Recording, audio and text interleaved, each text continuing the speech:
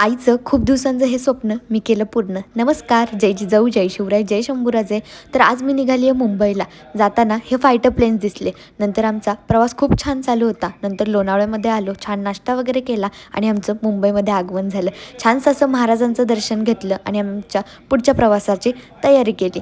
छानसं असं समुद्रावरती गेलो होतो, ते म्हणजे बांद्राच्या. आई खूप खुश झाली होती. खूप दिवसांनंतर समुद्र पाहिला होता आणि तिच्या चेहऱ्यावरचा आनंद हाच मला सगळं काही देत होता.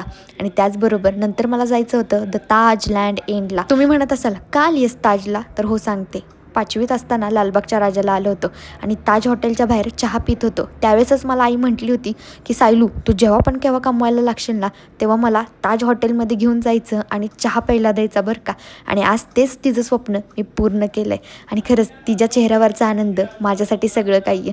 मी तुम्हा सगळ्यांना एकच सांगेल, आई-वडिलांना खुश ठेवा. तुम्हाला तुमच्या आयुष्यामध्ये काहीच कमी पडणार नाही. धन्यवाद.